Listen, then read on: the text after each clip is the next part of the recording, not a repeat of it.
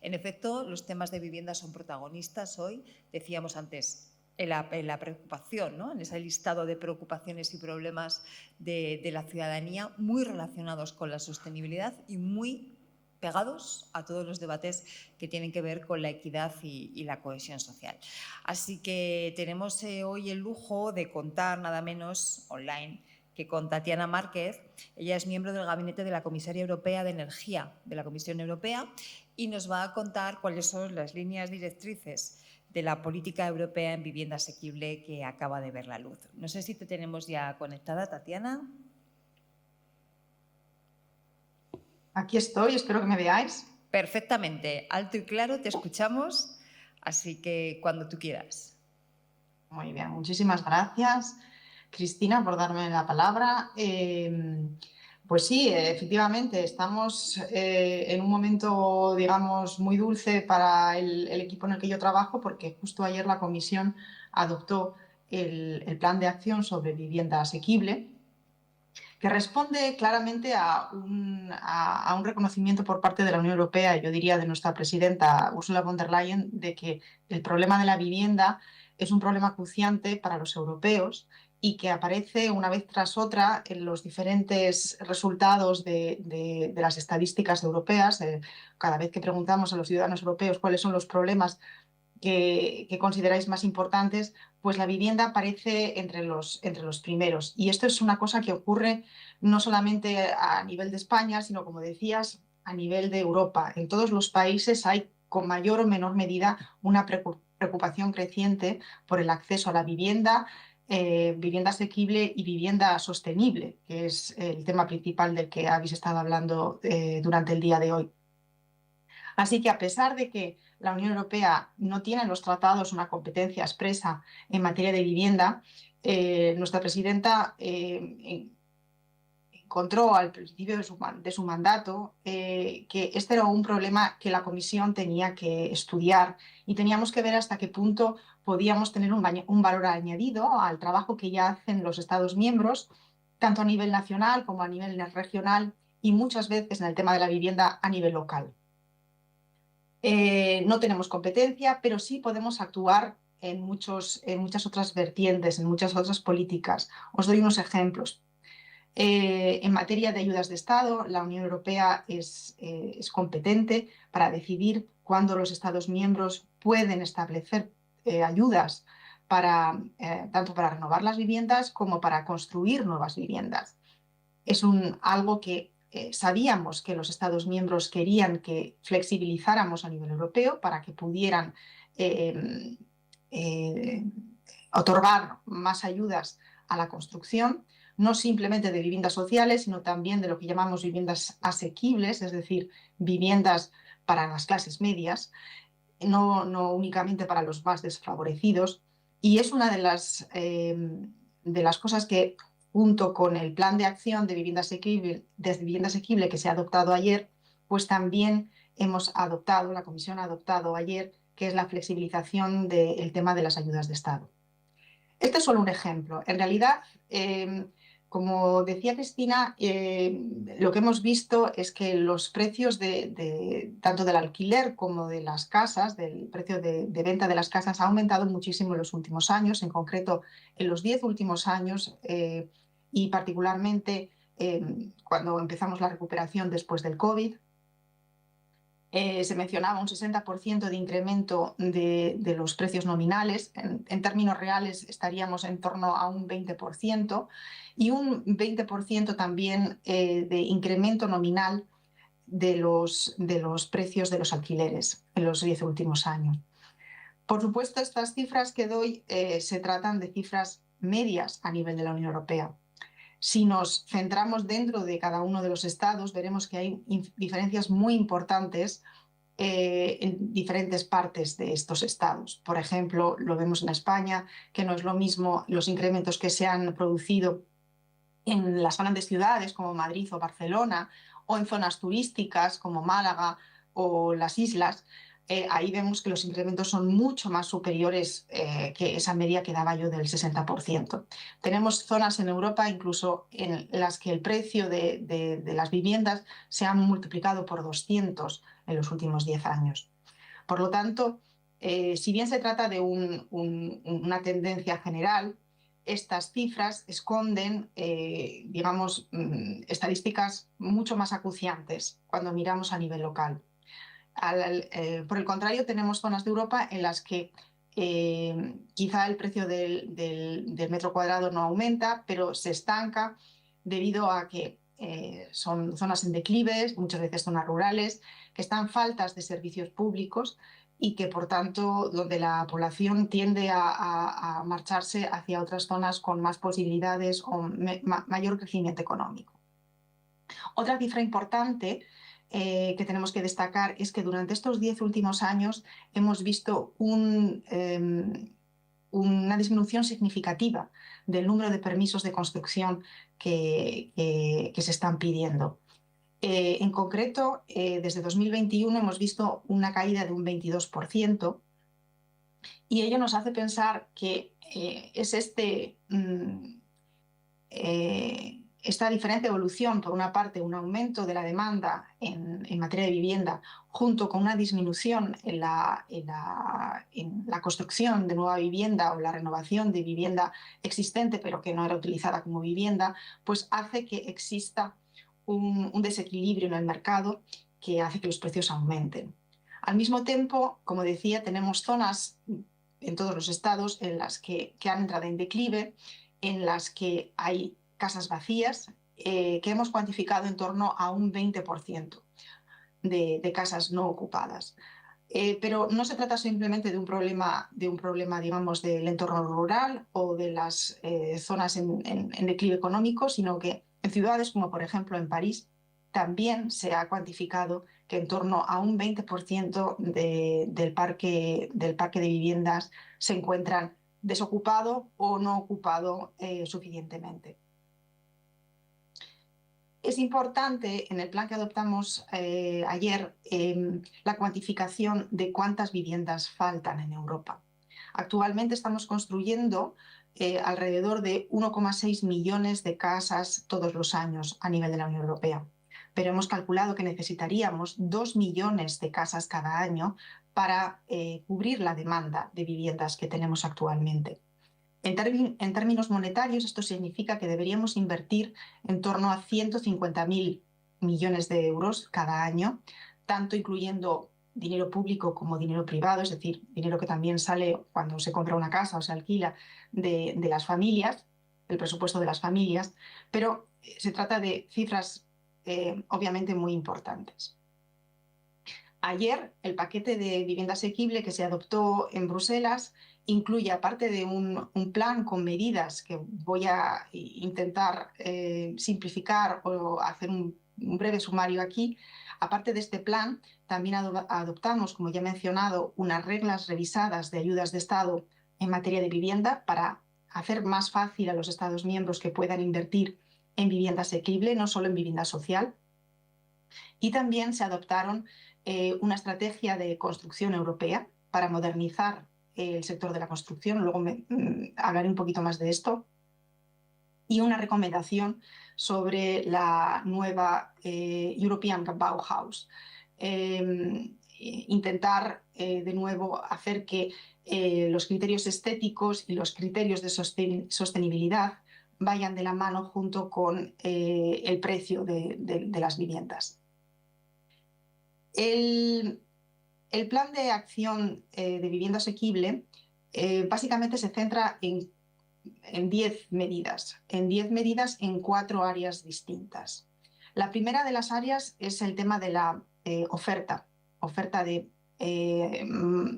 vivienda. Intentar potenciar que se construyan más viviendas.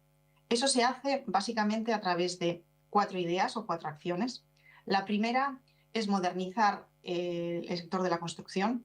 Se ha hablado mucho de esto y yo creo que se han hecho grandes avances en los últimos años, tanto por los arquitectos como por todas las profesiones que están implicadas en el tema de la construcción, para modernizar este sector. Sin embargo, estamos todavía hablando de un sector que utiliza muchas veces técnicas y formas de trabajar que, digamos, son muy tradicionales. Lo que estamos pretendiendo con la Estrategia Europea de Construcción que se adoptó ayer es que cada vez más utilicemos nuevas tecnologías, nuevas técnicas, nuevos materiales, nuevas formas de trabajar también, no solo en el propio lugar de obra y de construcción, sino que se pueden utilizar más y más elementos modulares que son a lo mejor fabricados fuera del lugar de construcción, de manera que se puedan reducir los costes y que se pueda avanzar en la construcción mucho más rápidamente. Asimismo, también una de las medidas que se ha anunciado para 2026 es una nueva ley de servicios de construcción para hacer más fácil a las personas y a las empresas que trabajan en la construcción poder ofrecer sus servicios en otros países de la Unión Europea. Y un tercer elemento que consideramos muy importante es aumentar el número de programas de formación y aprendizaje profesional en profesiones relacionadas con la construcción. La segunda acción está relacionada con la simplificación. Creemos que se necesita demasiado tiempo tanto para preparar un terreno urbanísticamente y poder presentarlo como urbanizable, como para recibir una licencia de construcción o de renovación. En algunos países se habla incluso de 7 años que puede llegar a tardarse para que un terreno pueda ser construido.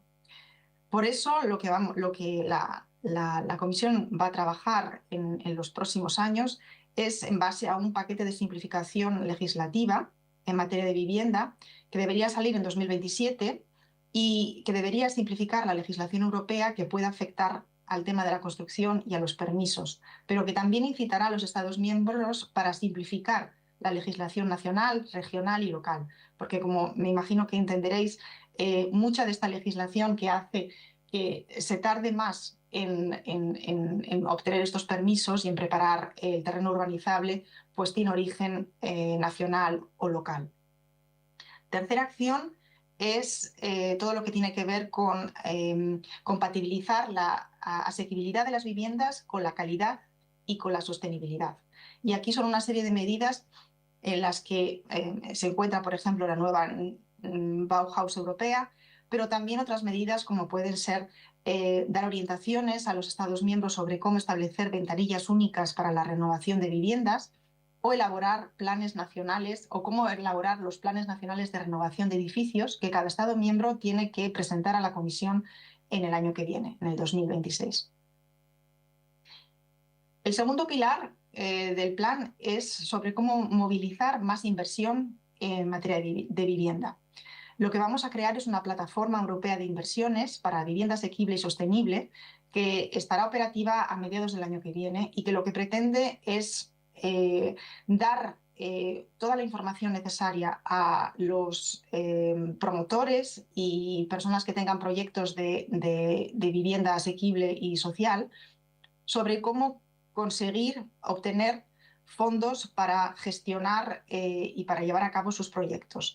Fondos tanto públicos como privados. Queremos que esta plataforma sea un lugar de encuentro entre aquellos que quieren invertir en vivienda y aquellos que tienen proyectos que merecen ser financiados. Probablemente también habréis escuchado que ayer también, con motivo de la adopción del plan, los bancos nacionales y regionales de fomento también han anunciado una inversión de 375 millones de euros en viviendas sociales, asequibles y sostenibles para 2029. Nosotros lo vemos de una forma muy... lo recibimos muy positivamente, que también los bancos de fomento se estén implicando tanto en el tema de la vivienda. Y además, otra de las medidas para intentar movilizar más fondos es que ya en la primavera pasada la Comisión ha modificado las reglas de los fondos de cohesión para que los Estados miembros puedan aumentar de 7.500 millones de euros utilizados en construcción de viviendas asequibles a un total de 1.500 millones, es decir, doblar la cantidad de fondos europeos que se pueden utilizar para la edificación de más viviendas asequibles, sociales y sostenibles.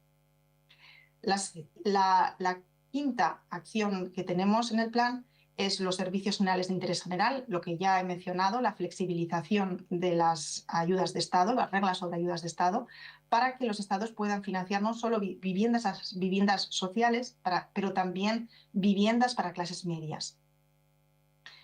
El tercer pilar es algo que nos parece muy importante y que también está mucho en la prensa, que es todo lo que tiene que ver con las reformas, en el mercado de la vivienda. Y ello incluye temas tan importantes como pueden ser, por ejemplo, los alquileres de corta duración.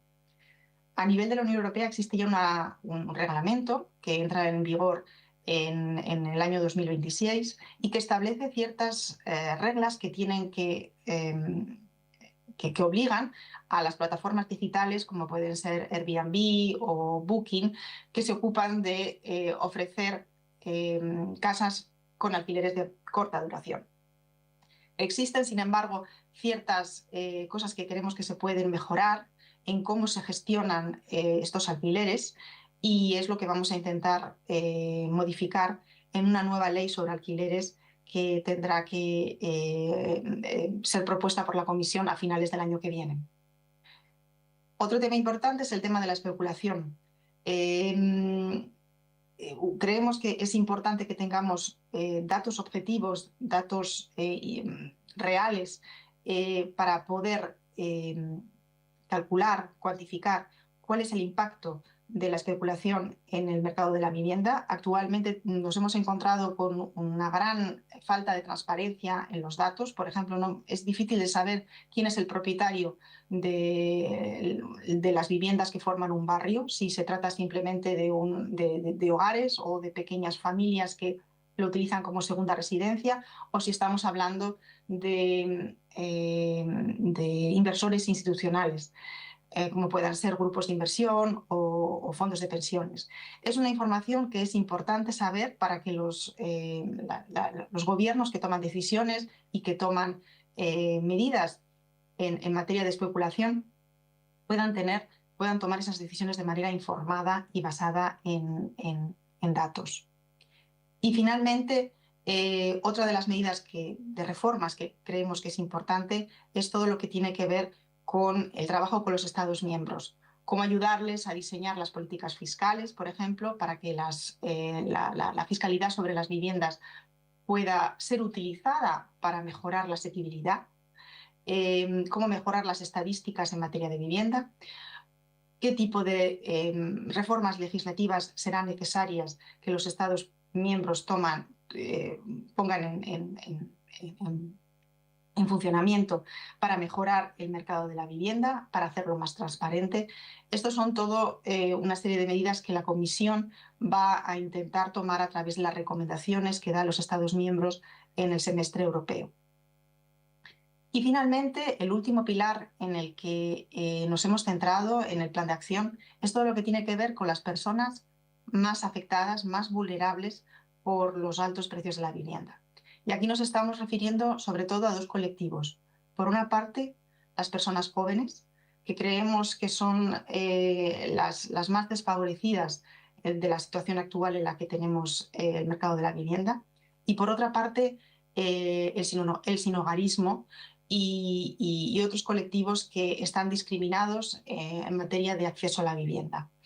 El tipo de medidas que hemos puesto sobre la mesa son, por ejemplo, una comunicación que saldrá el año que viene sobre exclusión social en materia de vivienda, o una serie de medidas para ayudar a los jóvenes a tener acceso a la vivienda, como puede ser, por ejemplo,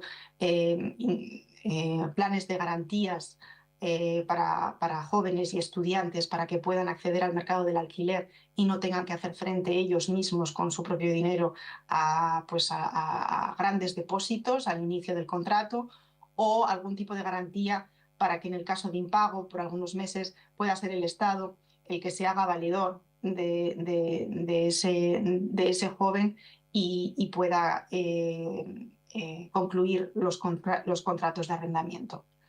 En fin, se trata de unas medidas en cuatro dimensiones que creemos que son muy comprensivas, muy integradoras de todo lo que necesitamos hacer en materia de vivienda, pero por supuesto se tratan de medidas que no son suficientes para solucionar el problema si no se coopera de manera muy estrecha con los Estados miembros a los 3 niveles, nacional, regional y local, puesto que en gran medida, como digo desde el principio, se trata de una competencia que pertenece a los Estados miembros y en la que la Comisión y Europa pues tiene una gran responsabilidad, pero no la única. Eso es todo por mi parte. Como sé que estoy hablando a una audiencia que es especialista en temas de sostenibilidad, pues me gustaría invitaros a todos vosotros a seguir nuestra nueva página web en la que tenemos muchísima información, no simplemente sobre lo que estamos haciendo en materia de vivienda, sino también lo que queremos hacer en materia de renovación y de eficiencia energética. Mi comisario, que es el comisario de energía, es también el comisario de vivienda y eso claramente da una señal muy clara de cómo consideramos que no se puede avanzar en materia de vivienda asequible, sin a la vez hacer que esas viviendas que construimos en el futuro también sean sostenibles. Muchas gracias.